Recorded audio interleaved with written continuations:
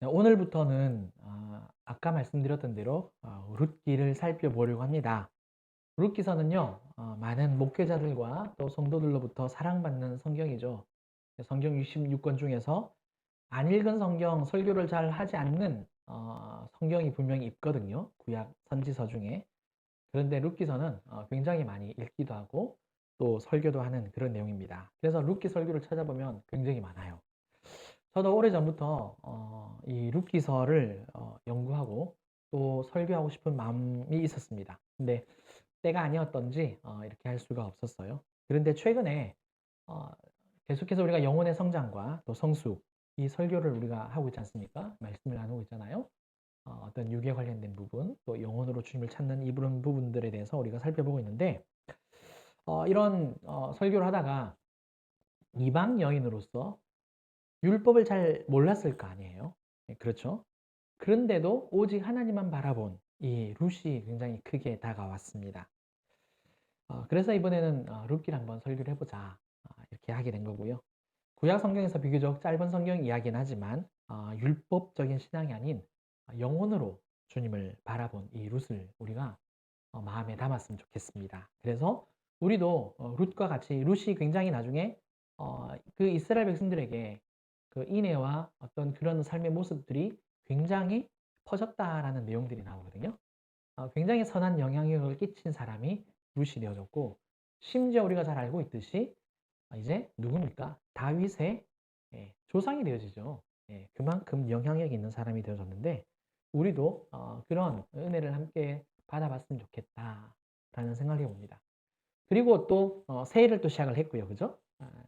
우리의 신앙이 늘 이렇게 오르락내리락 하긴 하지만 항상 회복을 꿈꾸고 있지 않습니까? 그래서 또 회복에 관련된 부분들도 강하게 드러나는 성경이 룻기이기 때문에 우리가 이 룻기를 살펴보려고 합니다. 그 첫 시간으로 오늘 설교 제목은 이렇게 정했어요. 삶의 어려움이 생길 때. 아무래도 이제 고난에 관련된 부분이 좀 있거든요. 그래서 이 제목을 가지고 함께 말씀의 은혜를 나누었으면 좋겠습니다. 먼저 룻기의 시간적인 배경과 공간적인 배경을 차례대로 살펴볼게요. 룻기 1장 1절 상반절 말씀입니다. 사사들이 치리하던 때에 그 땅에 흉년이 드니라. 예.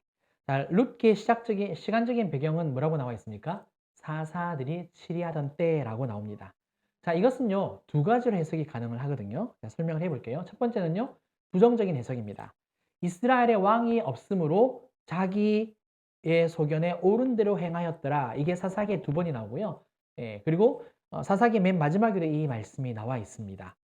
그러니까 사사들이 치리하던 때라고 하는 것은 여전히 이제 사사기 안에 룻기가 연결돼 있다라는 이야기겠죠. 그러니까 자기 소견에 옳은 대로 행한 그때라고 이제 해석하는 분들이 굉장히 많아요. 룻기는 책의 맨 처음에요. 그 히브리어로 와예히라는 이 단어가 시작이 되어집니다. 그러니까 책 맨 첫 구절에 와예히. 우리는 사사들이 이렇게 시작하잖아요. 근데 원래 히브리어는 원어가 와예히라는 단어를 사용합니다. 뜻이 뭐냐면 그리고 뭐뭐였다. 그리고라는 이 접속어가 들어가요. 그런데 이 단어는요, 룻게만 들어가는 게 아니고요, 여호수아, 사사기, 그 다음에 룻기, 사무엘서까지 연결이 됩니다.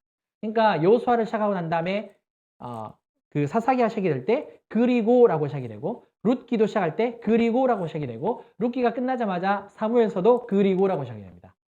그러니까 여호수아부터 사무엘서까지 한 통으로 읽는 성경이라는 뜻입니다. 각각 내용은 조금씩 다르기는 하지만 통으로 그리고 이렇게 본다는 거죠.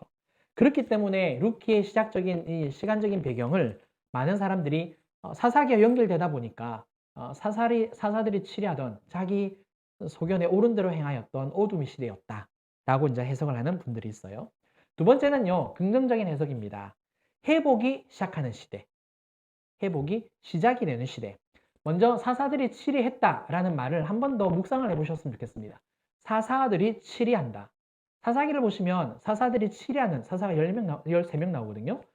그리고 뒷부분은 이제 사사들이 아예 나타나지 않는 완전 무질서한 혼란의 시대가 등장을 하죠. 근데 사사들이 치리를 했다라는 것은 뭘 말하는 겁니까? 하나님께 사사라는 말은요, 영어로 judge, 재판, 판관, 판사 이런 뜻을 가지고 있습니다. 하나님께서 사사들을 통하여서 이스라엘을 그래도 통치하셨다, 다스리셨다라는 개념이 들어가 있습니다. 그렇기 때문에 하나님께서 다스리셨고 룻기 4장은 뭐로 끝나느냐면 다윗의 족보로 끝이 납니다. 룻기로 인하여서 나오미, 엘리멜렉으로 인하 보아스로 인하여서 다윗의 족보까지 나오는데 처음에는 어둠으로 시작을 했지만 나중에는 다윗의 족보, 희망의 어떤 그 개념이 나오죠. 그죠? 그러다 보니까 이스라엘의 삶이 사사시대에는 굉장히 피폐했지만 룻기를 통하여서 점진적으로 점차적으로 회복이 되어져 간다. 라는 이런 관점이 나오게 되어진 거죠. 그래서 결국에는 다윗의 시대에 풍요로운 시대를 맞이하게 되어진다. 이 과정을 보여준다는 것. 그래서 이 룻기의 배경을 긍정적으로는 회복이 시작하는 시대라고 이야기를 합니다. 저는 이 두 가지 해석 중에서요, 긍정적으로 해석한 이 부분, 회복이 시작되는 시대라고 보는 게 좀 더 맞다라고 생각을 합니다. 물론 통전적으로 그리고도 맞기는 한데 우리가 성경을 또 이렇게 해석을 할 때는 그 룻기 안에서 해석을 하는 경우가 훨씬 많습니다. 그러니까 첫 번째 해석을 할 때는 그 성경 안에서 해석을 하는 거고 두 번째 성경을 할 때는 성경을 연이어서 해석을 하는 거고요. 세 번째로 성경을 할 때에는 구약 성경은 신약 성경으로, 신약 성경은 구약 성경으로 이렇게 해석을 합니다. 그렇기 때문에 먼저 1순위인 룻기서 안에서 들여다볼 필요가 있다. 그래서 시간적인 배경은 회복이 시작되는 시대. 이것은 우리에게 굉장히 큰 의미를 줍니다. 우리도 회복할 수 있다. 회복될 수 있다라는 희망과 소망을 주기 때문에 그렇습니다. 자, 이번에는요, 룻기의 공간적인 배경을 한번 살펴볼게요.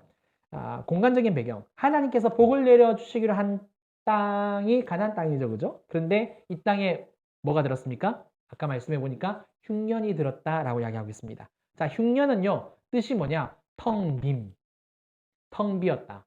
영어로 empty. 텅 비었다는 뜻입니다. 젖과 꿀이 흐르는 풍요로운 땅이 어느 땅입니까? 가나안 땅이고 하나님께서 이스라엘에게 약속해 주신 땅이고 실제로 얻게 해 주신 땅이 가나안 땅이죠. 그런데 지금 이 땅에 뭐가 들었다고요? 흉년이 들었답니다. 아무것도 없는 텅 빈 땅이 되어버렸다. 상식적으로 이해가 되지 않지 않습니까? 그래서 대부분의 사람들은요, 흉년을 하나님의 심판이라고 해석을 합니다. 흉년은 하나님의 심판의 상징이야. 거의 이렇게 많이 이야기를 해요. 왜냐하면 사사시대는 하나님을 온전히 따르지 않은 시대였기 때문에 사사들이 치려하던 때에 그 땅에 흉년이 드니라. 하나님이 심판한 것 아니냐. 이렇게 말을 한다는 거죠. 그런데요, 저는 다르게 생각합니다. 다르게. 어떻게 생각하느냐?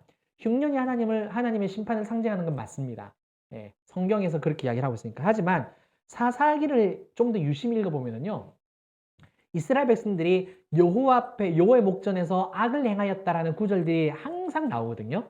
그리고 하나님께서 이렇게 심판하시고 그들이 부르짖으면 사사들을 보내셨다라는 게 이게 패턴이 총 이게 7번이 반복이 됩니다. 근데 여호와의 목전에서 악을 행하였다라는 이 구절들을 보면은요. 하나님께서 이스라엘을 심판하실 때 어떻게 심판하시느냐? 똑같은 패턴, 똑같은 방법으로 심판하시거든요. 주변에 있는 이방 나라들을 통하여서 압제를 하고 약탈을 당하게 하고 압제를 당하게 합니다. 흉년이 들었던 흉년으로 하나님의 심판을 한 번도 허락하지 않으세요. 그러니까 사사기 시대는 하나님이 일관되게 이스라엘이 죄를 범하면 한 번은 암몬을, 한 번은 모압을, 한 번은 미디안을, 애굽을 막 이렇게 주변 나라들로 압제를 당하겠다는 거죠. 공통된 패턴이 있는 겁니다. 그렇기 때문에 룻기서 안에서 흉년이 하나님의 심판이다라고 말할 수는 있지만 그러나 룻기서 안에서는 좀 다른 의미도 있을 것 같다라는 생각도 해볼 수 있죠. 그러면 가나안 땅에 든 흉년은 어떤 의미일까? 우연일까요? 뭐 어차피 하늘 뭐 이렇게 자연의 섭리니까 우연이라고 생각할 수 있잖아요. 그런데 성경에는 우연이 없다라고 말하지 않습니까? 분명한 의미가 있습니다. 룻기에서 그 땅에 흉년이 드니라 이 구절은요. 성경을 읽다 보면 창세기 12장 10절 그리고 창세기 26장 1절에 똑같이 나와요. 똑같이. 진짜 똑같이 나옵니다. 창세기 12장 10절은요. 누구냐면 아브라함이고요. 그 다음에 창세기 26장 1절은요. 이삭입니다. 그러니까 아버지와 아들의 세대예요. 시간이 다르잖아요. 아버지가 죽고 또 이삭이 나온 거니까. 분명히 세대가 다른데 아버지 아브라함 때도 그 땅에 흉년이 드니라 이삭도 그 땅에 기근이 임하니라 이런 내용이 똑같이 나옵니다. 중요한 것은 이 아버지와 아들이 피는 못 속이나 봐요. 아브라함이 어디로 내려가죠? 애굽으로 내려가죠. 예, 기근을 피해서. 이삭도 기근을 피해서 애굽으로 내려가려는데 하나님이 짠 하고 나타나시죠. 그러면서 내려가지 말라. 그래서 그 바알세바 어디 갑니까? 아비멜렉에 있는 그 아람 땅까지 이렇게 내려가는 것을 거기서 그냥 딱 멈추는 것을 보게 됩니다. 자, 여기서 중요한 게 있어요. 그 다음 사건이 뭡니까? 아브라함도 애굽에서 내려가서 사라를 내누이라. 이삭도 아비멜렉에게 내누이라. 똑같은 실수를 범해요. 똑같은 실수를 범했는데 하나님은 이걸 갖다가 어떻게 하시냐면 전화위복을 시키시죠. 아브라함을 어떻게 합니까? 거부로 만들어 주십니다. 실수를 했음에도 불구하고 오히려 더 발전시키는 부분이 있고요. 이삭도 그 땅에서 농사를 지었는데 몇 배의 순종, 몇 배의 축복을 받았다? 100배의 축복을 받았다. 또 이삭도 거부가 되었다라는 내용이 나옵니다. 그러니까 뭘 의미하느냐? 이 가나안 땅에 든 흉년은요. 아브라함을 통해서 아브라함은 바로를 통해서 하나님의 도우심을 경험을 한단 말입니다. 이삭도 비록 실수는 했지만 하나님 아비멜렉을 통해서 하나님의 돌보심을 경험을 한다는 거예요. 그러면 창세기에서 기록된 이 두 내용 구절 패턴과 지금 이 룻기가 똑같다라는 것은 뭘 말하느냐? 용례가 똑같다라는 의미지 않습니까? 그러면 창세기에 있었던 이 의미가 룻기에도 동일하게 적용될 수 있다는 이야기예요.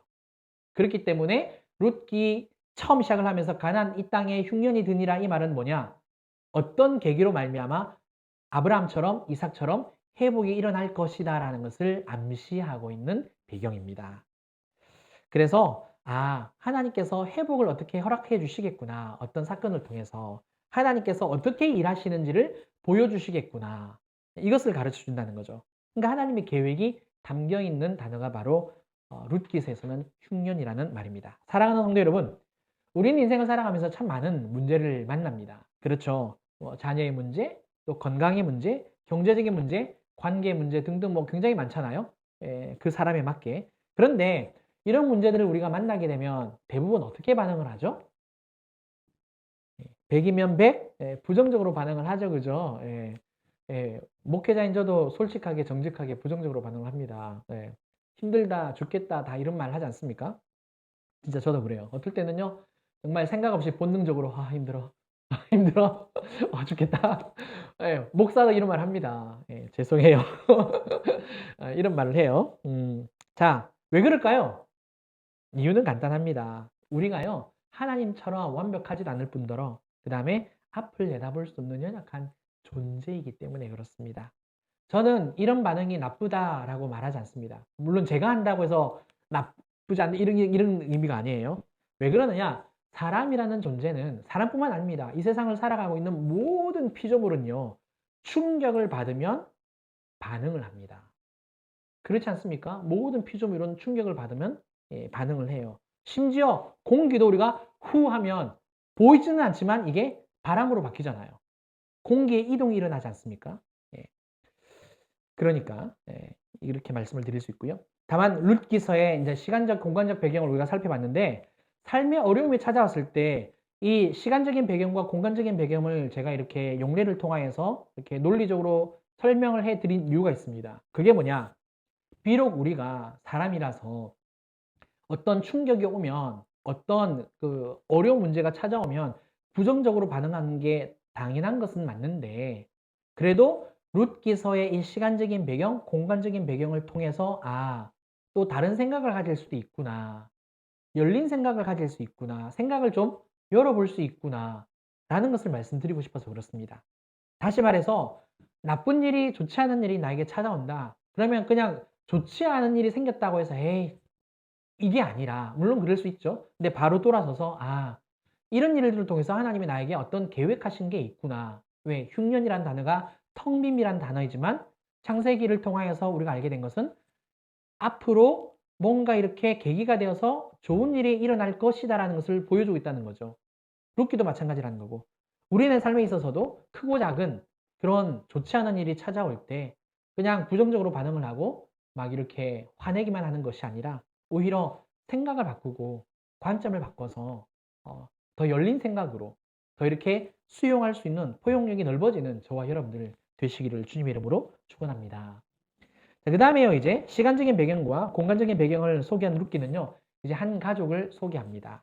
한 가족. 자, 한번 볼까요? 룻기 1장 하반절부터 2절까지입니다. 제가 읽을게요. 유다 베들레헴의 한 사람이 그의 아내와 두 아들을 데리고 모압 지방에 가서 거류하였는데 그 사람의 이름은 엘리멜렉이요 그의 아내 이름은 나오미요 그의 두 아들의 이름은 말론과 기론이니 유다 베들레헴 에브랏 사람들이더라. 그들이 모압 지방에 들어가서 거기 살더니 자, 이들의 이름은 딱 이렇게 나오죠. 엘리멜렉, 나오미, 그 다음에 말론과 기론입니다. 뭐 외우지 않으셔도 돼요. 시험 안 칠 거니까. 그렇죠? 자, 이들은 유다 베들레헴에서 살고 있었다라고 이야기를 하고 있고요. 흉년이 들자 어떻게 했다고 이야기합니까? 모압 땅으로 이사를 가서 그 땅에서 거류했다. 잠시 살았다라고 이야기를 하고 있습니다. 여기서 거류하다라는 말은요. 잠시 살았다라는 뜻인데 히브리어로 구르라 이야기합니다. 비슷한 단어 혹시 들어보셨습니까? 몽골 가시면 항상 뭘 볼 수 있죠? 게르 볼 수 있죠. 그죠? 예.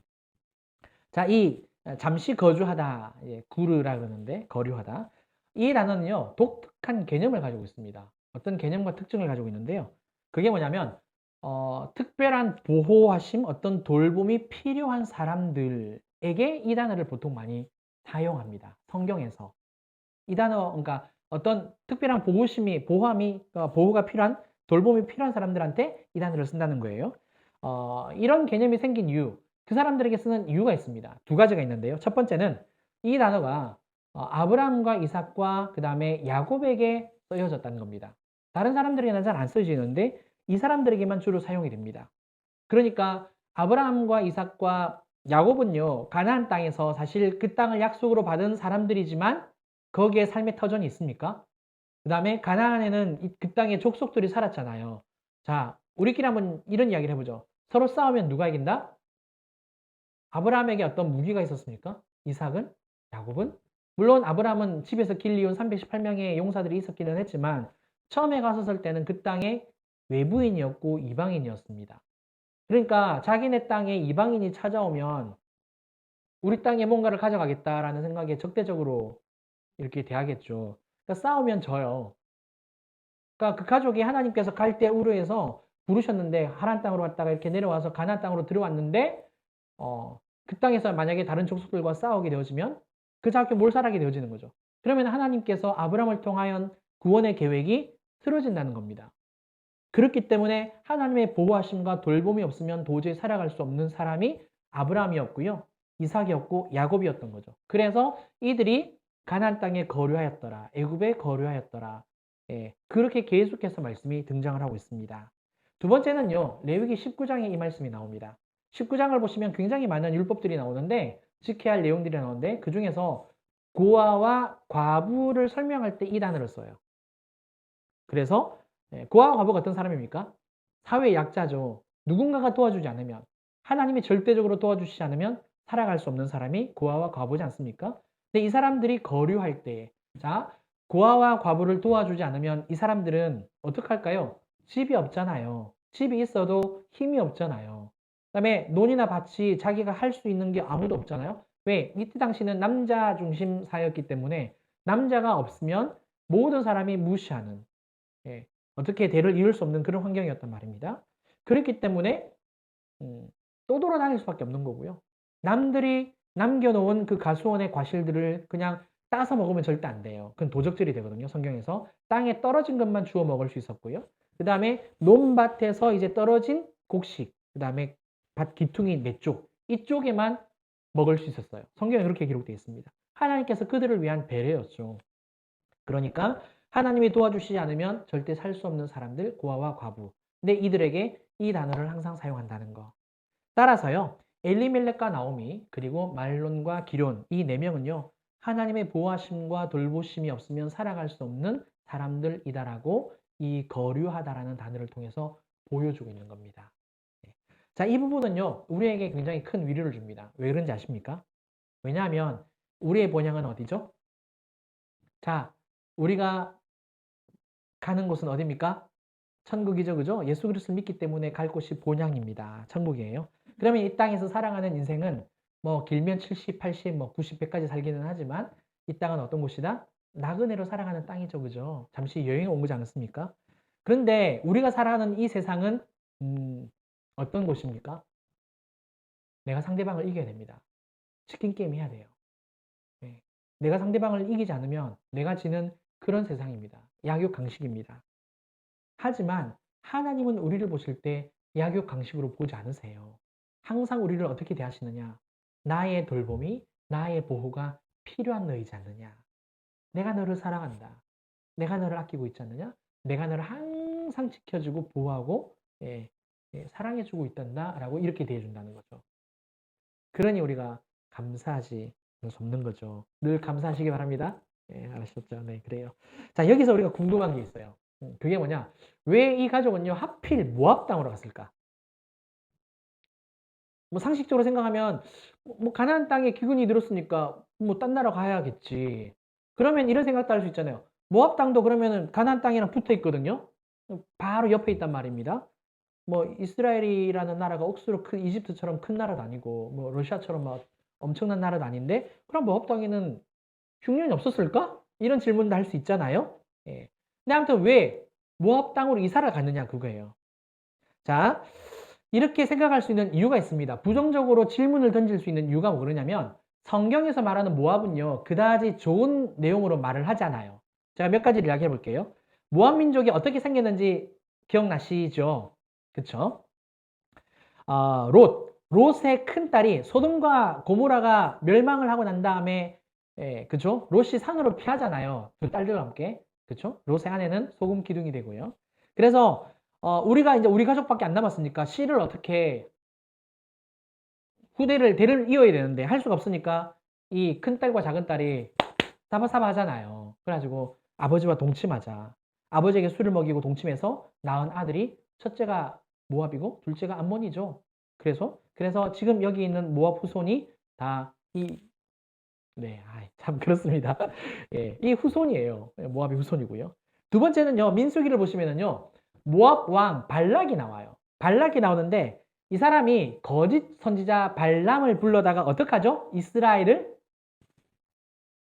저주시키죠. 예. 그 다음에 또 이스라엘이 이제 이 발람의 예언에서 벗어나는 영역에 들어갑니다. 그런데 발람이 이 모압 왕 발락에게 사바사바 또 해주죠. 어떻게 하면 이길 수 있다. 넘겨뜨릴 수 있다. 그래서 시딤이라는 지역에서 이스라엘 백성들이 모압 여인들과 음행을 합니다. 간음을 해요. 그래서 하나님이 엄청나게 심판을 하시죠. 그 다음에 신명기에는요, 굉장히 엄격한 말씀이 있습니다. 그게 뭐냐? 23장 3절 말씀 제가 읽어드리겠습니다.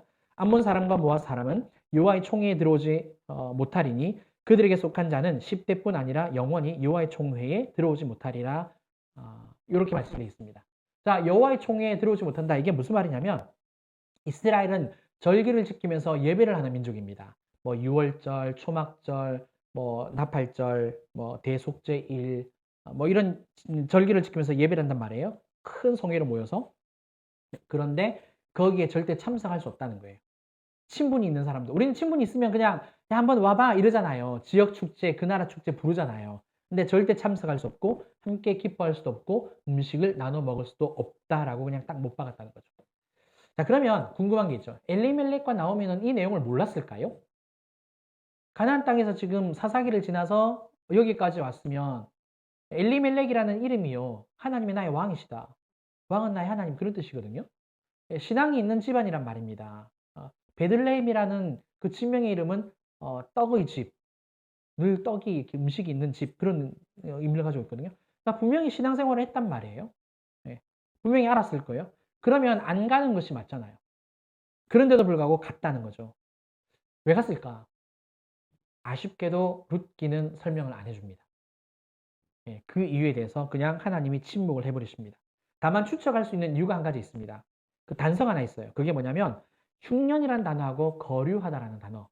아까 흉년은 텅 비었다라는 뜻이었고요. 그다음에 거류라는 것은 이제 하나님의 돌보심이 필요한 대상이라는 대상에 적용을 한다 그랬지 않습니까? 그러니까 보호와 돌봄이 필요한 이 가족이 단지 먹을 것이 있는 것으로 찾아갔다라고 우리가 조심스럽게 유추해 볼 수 있습니다. 자, 그러면 도움이 필요한 가족이요, 먹을 양식 때문에 이제 모압으로 갔는데 그냥 본능적으로 갔다는 이야기죠. 그죠? 아무런 사건 사고 없이 잘 지내는 것이 참 좋을 것 같아요, 스토리상으로. 그런데 생각지도 못한 사건이 일어나죠. 어떤 일이 벌어집니까? 집안의 가장인 엘리멜렉이 죽습니다. 날벼락이죠. 심지어 남편을 여윈 나오미는 또 어떤 일을 맡게 되어지느냐. 두 아들을 위해서 며느리를 얻잖아요.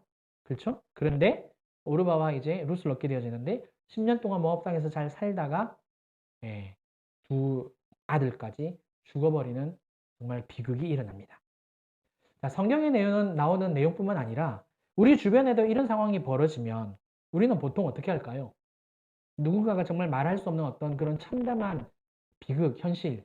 어저께도 뭐 설교 준비하다가 잠깐 이렇게 찬양을 찾아보는데, 또 세월의 사건에 관련된 어떤 찬양이 또 하나 있더라고요. 그래서 공감하시네. 그 이야기는 제가 나중에 할게요. 이 찬양을 되게 하고 싶었는데, 말씀 후 찬양을 미리 드리는 바람에 못 바꿔서 아무튼 그랬는데, 우리 주변에 그런 어려움을 당한 분들이 굉장히 많잖아요. 물론 또 우리도 삶을 살아오면서 분명히 어려움을 당했을 거고요. 야, 그런 일이 벌어졌을 때 다른 사람에게 보통 어떤 입장을 우리가 취할까요? 거의 대부분 정죄하는 경우가 참 많습니다. 특히 목사님들이나 신앙이 좋다라고 하는 분들이 거의 다 이런 말을 많이 하죠. 아니, 그때 믿음을 선택을 했어야지. 왜 그런 판단과 선택을 했냐고. 그런 말을 하는 경우가 굉장히 많다는 거죠. 속상해하기는 합니다. 안타까우니까. 하지만 돌아보면 정죄에 가까운 말들을 훨씬 더 많이 하는 것을 보게 됩니다. 들어보면 다 맞는 말이고 또 옳은 말이지 않습니까? 그렇잖아요. 사람이 늘 할 수 있는 하는 말이 늘 옳은 말이고 올바른 말이잖아요. 그렇죠. 그런데 말입니다. 룻기는 이 성경은요. 엘리멜렉과 나오미의 그 판단과 선택에 있어서 아무런 이야기를 안 해요. 아무런 언급을 안 합니다. 그러니까 하나님은 이 부분에 대해서 잘했다, 잘못했다, 어떤 코멘트가 하나도 없다는 이야기입니다. 문제는 우리가 한다는 거예요. 우리가. 입장을 한번 바꿔서 생각을 해보시면 좋을 것 같아요. 만약 우리가 어려운 일을 당했다면 과연 우리는 내가 말한 대로 판단하고 선택할 수 있을까요? 아니, 그때 그렇게 했었어야지 이렇게 말을 하는데 내가 그 상황에 처하면 못해요. 왜냐? 내가 그 상황을 안 겪어봤기 때문에. 내가 말은 할 수 있어도 그 상황에서 진짜 내가 말한 대로 행동할 수 있다? 진짜 그분은 존경해드려야죠. 근데 거의 대부분은 못 그런다는 이야기입니다. 그러면은요, 고난당한 사람의 진짜 고통은 뭘까요? 고난당한 사람의 진짜 고통. 나오미처럼 남편의 죽음, 두 아들의 죽음일까요? 네, 맞습니다. 네. 배우자를 잃은 그 슬픔이 정말 어마어마하다 그러잖아요. 그런데 배우자보다 자녀를 잃은 슬픔은 정말 말로 할 수 없겠죠. 네. 자, 그런데 믿지 않는 사람들에게는 이게 굉장히 큰 고통으로 이제 끝날 수 있겠죠. 그런데 믿는 우리에게는요, 이것보다 더 큰 고통이 있다는 거 혹시 아십니까? 더 큰 고통이 있습니다. 그게 뭐냐? 말할 수 없는 그 고난과 고통 속에서, 그런 고통 속에서도요, 내가 믿는 하나님이 선하고 위로우시고 또 옳으시고 인자가 많고 사랑이 충만하시다라고 믿고 있다는 거예요. 우리가 시편 설교할 때 금요일마다 늘 말씀드렸던 건데 쉽게 말해 이런 겁니다. 내가 겪는 현실과 내가 믿고 있는 하나님에 대한 믿음의 괴리가 너무 클 때요. 하나님은 분명히 선하신데 하나님은 분명히 인자하신데 하나님은 긍휼이 많으시고 불쌍히 여겨주시는 분이신데 그걸 미리 알았더라면 어차피 하나님의 자녀로 삼은 우리 속상해하고 힘들어하고 고통스러워할 건데 자식의 아픔을 누가 부모가 참아내겠습니까? 물론 참기도 하지만 누가 그냥 내버려 두겠습니까? 그럼 우리의 아픔을 하나님이 더 잘 아실 건데 미리 막아주시면 안 되는 거였어요? 할 수 있다라는 거죠.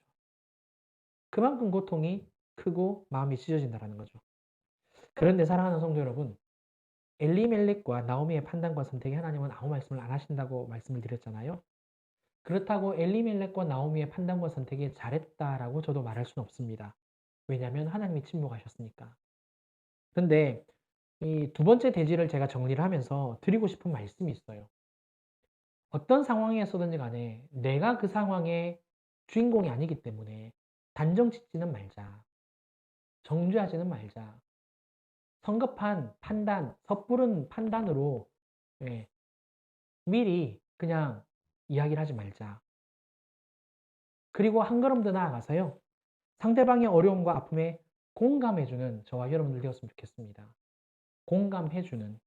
우리의 영혼은요, 이 땅에서 사방에서 우겨쌈을 당하고 세상에 늘 치이기 때문에 공감을 받고 싶어 해요. 우리의 영혼이. 우리에게 있어서 안 싸우고 더 화목한 가정으로, 관계로, 부부로, 자녀의 형제 속에서 가려면 공감해줘야 한다는 거. 그렇죠?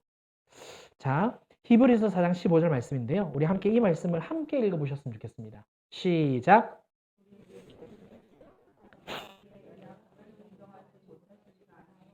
모든 일에 우리와 똑같이 시험을 받으신 이로되 죄는 없으시니라.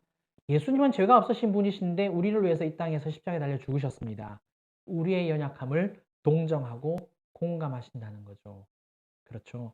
따라서 남편과 아내가 서로에게 공감해 주셨으면 좋겠고, 또 부모와 자식 간에도 단정 짓거나 어떤 정죄함으로써 나의 생각, 나의 판단이 옳다, 이걸 주장하기보다 내려놓을 수 있는, 나를 먼저 내려놓고 공감해 줄 수 있는 그런 믿음의 사람 되시기를 주님 이름으로 축원합니다. 자, 이제 마지막입니다. 남편과 두 아들을 먼저 떠나보낸 나오미는요, 모압 땅에서 유다 베들레헴으로 다시 돌아가려고 합니다. 자, 룻기 1장 6절 말씀 보겠습니다. 그 여인이 모압 지방에서 여호와께서 자기 백성을 돌보시사 그들에게 양식을 주셨담을 듣고 이에 두 며느리와 함께 일어나 모압 지방에서 돌아오려 하여. 자, 여기서 나오미가 고향으로 돌아가려고 하는 이유가 뭐죠? 말씀에 기록되어 있는데, 하나님께서 자기 백성을 돌보시사 그들에게 양식을 주셨담을 뭐했다? 들었대요. 자, 질문 또 한번 해보겠습니다. 자, 하나님의 입장에서 나오면은 되게 뻔뻔합니다. 아니, 갈 땐 언제고? 네가 무슨 낯짝으로 오냐고 그렇게 말할 수 있죠. 그런데 하나님은 어떻게 하시죠? 받아주신다는 거예요. 받아주신다는 겁니다. 왜 받아주실까요? 우리 하나님은 사랑이세요. 온유하세요. 겸손하세요. 나를 살리시기 위하여 나보다 더 낮은 위치까지 내려가서 나를 살리신 분입니다. 겸손의 왕이에요. 얼마든지 받아주신다는 겁니다. 그렇다라고 주님 앞에서 늘 뻔뻔하라 그런 이야기는 아니에요. 그러지는 마세요. 아무튼 내가 죄 가운데 가했다 할지라도 돌아올 수 있는 근거가 있다는 겁니다. 우리 주님의 사랑이시기 때문에, 겸손이시기 때문에 돌아오면, 마음을 바꾸면 받아주신다는 겁니다. 그래서 회복할 수 있는 거예요. 아멘. 자, 6절에서요. 우리가 마음에 새기고 실천할 수 있는 게 한 가지 있습니다. 그게 뭐냐? 삶의 어려움이 찾아오면 누구나 방황합니다. 그렇죠? 방황 안 하시는 분 계십니까? 방황하죠, 그죠? 안 하는 사람이 이상하죠. 나오미가 모압 땅에서 10년을 살았어요. 10년을 살았다는 건 뭘 말하는 겁니까? 사실 방황했다라고 말해도 과언이 아닙니다. 두 아들도 죽었는데 무슨 소망이 있었을까? 그런데 말이에요. 하나님이요, 나오미를 굉장히 많이 사랑하셨습니다. 회복의 끈을 절대 놓지 않으셨어요. 왜 이렇게 말씀드릴 수 있느냐? 말씀 잘 보세요. 그 여인이 모압 지방에서 지금 살고 있대요. 모압 어디에서 살고 있게요? 경상남도 진주시 범걸로 54번 길 17 주연빌딩 502호 진주빛 교회? 주소 안 나와요. 그렇죠. 그런데 하나님은 나오미가 어디에 살고 있는지 다 알고 계셨습니다. 나오미에게 직접적으로 사람을 보내셨다라는 말씀은 없어요. 그런데 소문으로 소식을 듣게 해주셨다는 거죠. 그 귀에. 하나님께서 자기 백성을 돌보셨다. 하나님은 마찬가지예요. 우리를 사랑하십니다. 몸은 우리가 여기 현실에 있잖아요. 그래서 생각과 마음과 우리의 영혼이 길을 잃고 방황할 수 있습니다. 하나님을 떠나거나 신앙생활을 띄엄띄엄 하다 보면 방황하는 건 당연한 거 맞죠? 하나님께 붙어 있지 않으니까.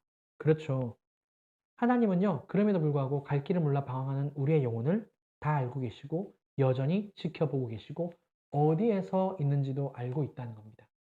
얼마만큼 깊이 고민하고 있는지, 얼마나 깊이 아파하고 있는지, 얼마나 심각한 상황 가운데서 어찌할 바 몰라 헤매고 있는지 다 아시는 분은 하나님이시고, 놀라운 것은 그 하나님이 거기에 있는 나를 찾아와 주셔서 회복의 말씀을 주신다는 겁니다. 따라서 꼭 믿으셨으면 좋겠습니다. 하나님이 나에게 은혜를 베풀어 주신다. 하나님이 나를 사랑하신다. 하나님께서 나에게 회복을 주신다.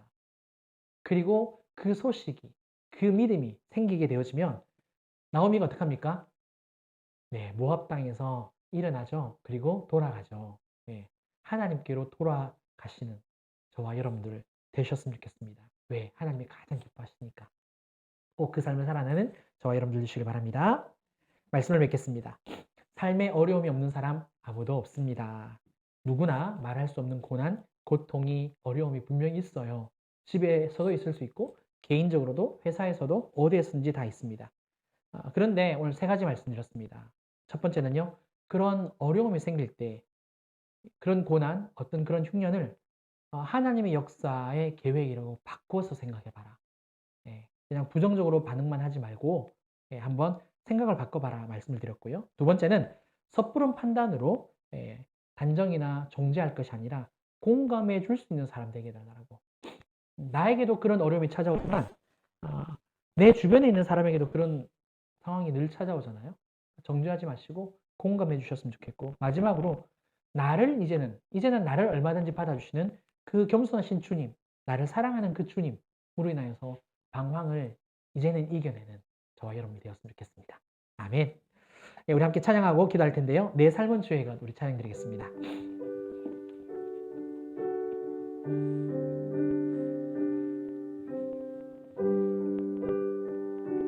주님 내 길을 잘 아시고, 주님 내 길을 잘 아시고 내 걸음 아시네. 어둠에서 빛을 내시는 그분을 믿네. 무엇으로 주를 섬길지, 어디로 가야 할지 헤매이는 나를 아시고 길을 여시네. 내 삶은 주의 것, 내 삶은 주의 것, 내 삶은 주의 것. 온전한 신뢰를 주께 드리네. 보이지 않아도 믿음으로 걷네. 주 영광 바라보며 주만 내 삶은 주의 것, 내 삶은 주의 것, 내 삶은 주의 것. 온전한 신뢰를 주께 드리네. 보이지 않아도 믿음으로 걷네. 주 영광 바라보며 주만 따르네. 아멘. 우리 함께 기도하는 시간 가졌으면 좋겠습니다. 저는 이 시간 정말 예수님의 이름으로 회복을 선포합니다. 저와 여러분들 개개인의 신앙과 우리의 가정과 우리 진주빛 교회는 어제보다 오늘, 오늘보다 내일, 작년보다 올해, 올해보다 내일 회복될 줄 믿습니다. 우리 정말 말씀을 기억하시면서 함께 하나님 저에게 회복의 은혜를 허락하여 주시옵소서 기도하는 시간 되었으면 좋겠습니다. 기도합니다. 살아계신 우리 아버지 하나님 감사합니다. 오늘 우르기 말씀을 통하여서 하나님, 진실로 하나님이 우리를 얼마나 사랑하시는지, 하나님께서 우리를 얼마나 찾으시고 또 기다리고 계셨는지를 하나님 알게 되어졌습니다. 깨달았습니다. 하나님 아버지, 분명히 그 땅에 흉년이 들었고 하나님 아버지 참 힘들고 어려웠던 시기였지만 그럼에도 불구하고 하나님은 찾아와 주셔서 아버지 하나님 부정적으로 반응하지 말고 생각을 바꿔봐라. 관점을 바꿔봐라. 믿음으로 나를 바라봐라. 하나님 말씀하여 주셨습니다. 하나님, 우리가 육신의 몸을 입고 있기에 하나님 생각과 감정이 있다 보니 하나님 아버지 부정적으로 반응할 수 있지만 이제는 믿음으로도 바라보겠습니다. 생각을 한 번씩 힘들지만 어렵겠지만 그래도 바꿔보겠습니다. 주님, 은혜를 베풀어 주시고 힘을 주시옵소서. 뿐만 아니라 나 말고 다른 사람이 이런 상황을 당했을 때 공감해 줄 수 있는 사람 되게 하여 주시고, 섣부른 판단, 하나님 아버지 정말 조급한 그런 판단하지 않도록, 정죄하지 않도록 하나님 도와주시고, 하나님 아버지 내가 그런 상황에 당하였을 때 정말 나를 만나 주시고 나를 사랑해 주시는, 나를 돌봐 주시는 그 주님을 진실로 만나고 하나님 회복되기를 간절히 소망하오니, 하나님 진실로 룻기 말씀을 통하여서 거룩한 성령님 내 안에 회복을 허락하여 주시옵소서. 아버지, 더욱더 주님을 더 간절히 만나고 주님과의 관계가 더욱더 깊어질 수 있도록 주님 역사하여 주시기를 간절히 소망합니다. 주님 도와주시옵소서. 아멘, 아멘. 감사합니다. 아멘. 사랑과 내가 풍성하신 우리 주님 감사합니다. 오늘부터 룻기 말씀을 살펴봅니다. 삶의 어려움이 생길 때에 하나님, 우리가 정말 믿음으로 주님을 바라보기를 원합니다.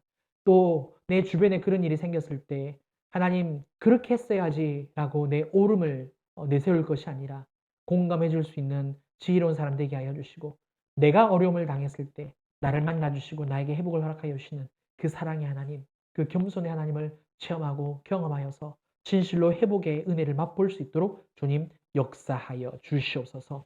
주님께서 그렇게 인도하여 주심을 믿고 감사드리오며, 지금은 우리 주 예수 그리스도의 은혜와 크신 하나님의 사랑과 성령님의 교통 감화, 또 우리 애를 축복하여 주시고 인도하여 주시매, 이것을 믿고 더욱더 주님께로 나가기로 결단하는 사랑하는 우리 모든 성도님들과 또 가정과 또 일터와 우리 진주빛교회 이나라 이민족교회 이제부터 영원토록 함께 있을지어다. 아멘. 아멘. 아멘.